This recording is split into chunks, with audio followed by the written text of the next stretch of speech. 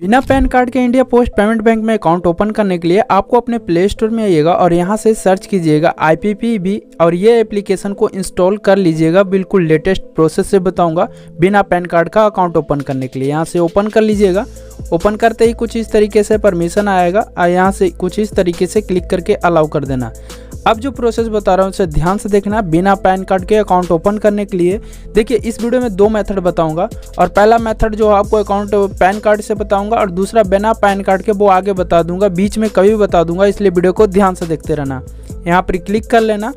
इसके बाद इस तरीके से आएगा। यहाँ से परमिशन को अलाउ करके यहाँ से सिम कार्ड को आपको सिलेक्ट कर लेना। जो भी सिम कार्ड आपका वेरिफिकेशन के लिए रेडी हो, यानी कि जो भी सिम कार्ड आपका आधार कार्ड में रजिस्टर है या फिर जो है आप यहाँ पर बैंक में रजिस्टर करवाना चाहते हैं, वो सिलेक्ट करने के बाद प्रोसीड कीजिएगा।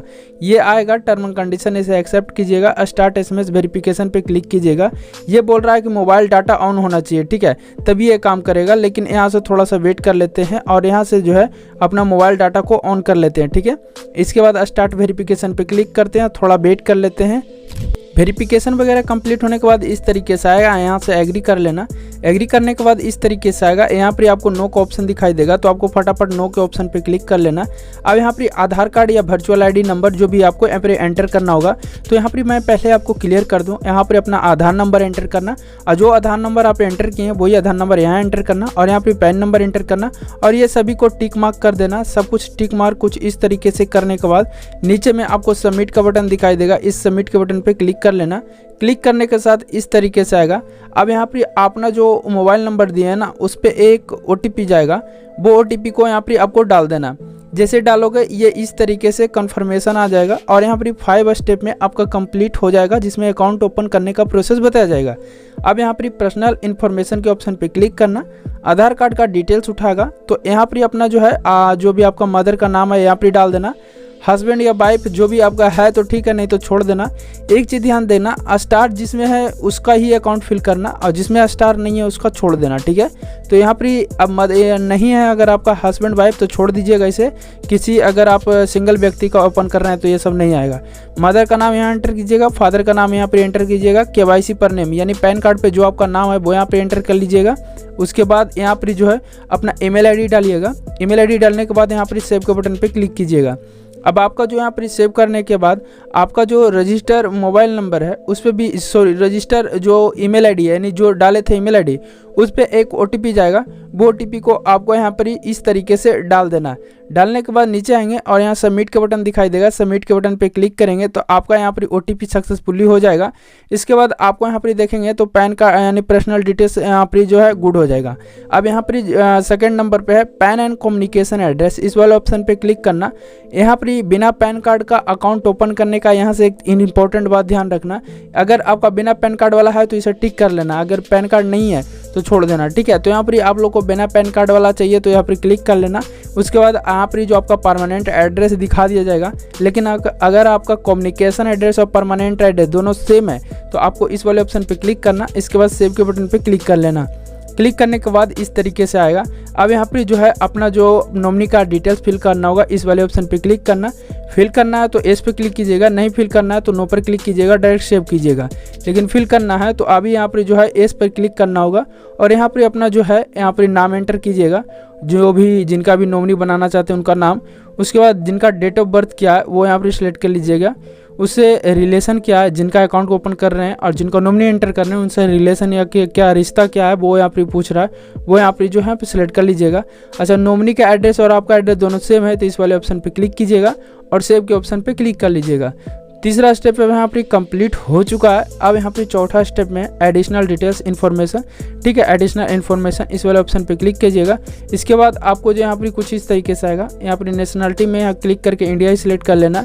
इसके बाद आपको मैरिड स्टेटस पे क्लिक करके मैरिड अनमैरिड जो भी यहाँ पर सिलेक्ट कर लीजिएगा। ऑक्यूपेशनल टाइप में यहाँ पर क्लिक करके क्या है वो यहाँ पर सिलेक्ट कर लीजिएगा, जैसे कि आप सैलरीड है, सेल्फ एम्प्लॉय है, रेसिडेंस है, एग्रीकल्चर, हाउसबैंड है, जो भी यहाँ पर हाउस वाइफ है, जो भी यहाँ सिलेक्ट कर लीजिएगा।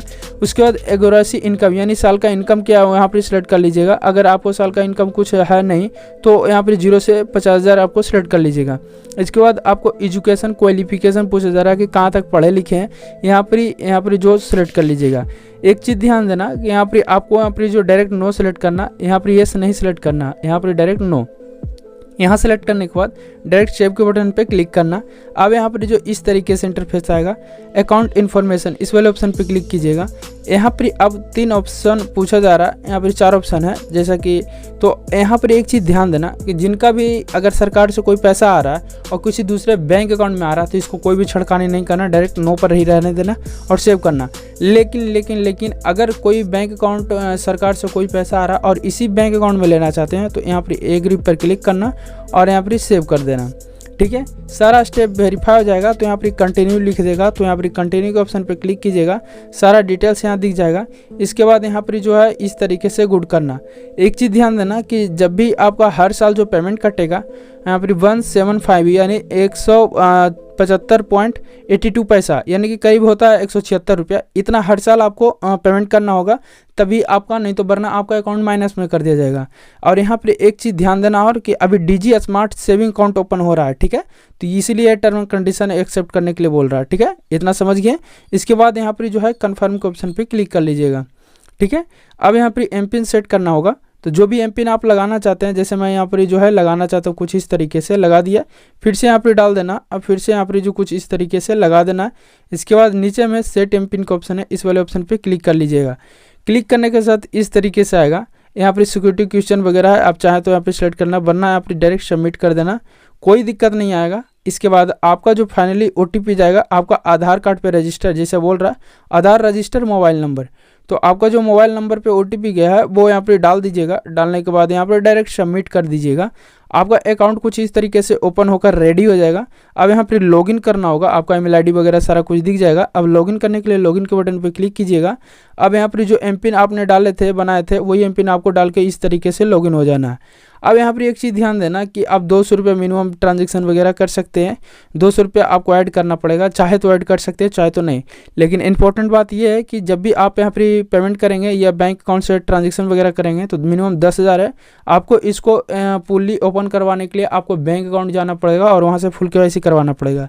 इससे बेटर है कि SBI में अकाउंट ओपन कर लीजिए, सबसे फ्री और कॉस्ट, और कहीं भी जाने की जरूरत नहीं पड़ता। इसमें झंझट है थोड़ा, जिन लोगों को ओपन करना है तो ठीक है, नहीं ओपन करना भाई तो मैं सजेशन दे चुका हूँ, आपका जो मर्जी हो करें।